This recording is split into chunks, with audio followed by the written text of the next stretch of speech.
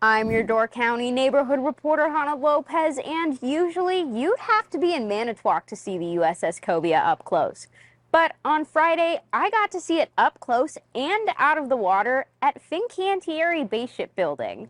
The USS Cobia was nearly a decade behind schedule for inspection and cleaning, having last slipped into dry dock about 30 years ago. It was past due. But Wisconsin Maritime Museum Executive Director Kevin Cullen says this old war vessel's held up pretty well.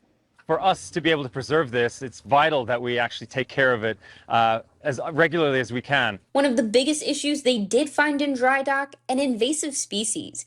Nearly 3 tons of quagga and zebra mussels had attached to the hull. We actually had inspecting underwater in the river to be able to see how much mussel growth there was, and it was inches thick. And so we knew there was 100% mussel coverage, so we couldn't tell the condition of the hull. Casey Lautenbach, the project manager at Fincantieri Base Shipbuilding, says working on the Cobia is a meaningful project.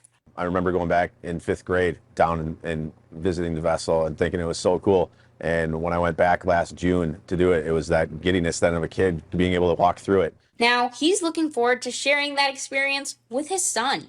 I'm going down to the museum with my son in December for a field trip for school. So it'll be a lot of fun to go down and see it back there, fresh coat, and be able to take kids on it again and relive that. The work being done here to preserve the sub cost $1.5 million, funded through grants and community donations. The Wisconsin Maritime Museum says once the USS Cobia is back in Manitowoc, it will only be a few days before you can step aboard the newly renovated historic landmark.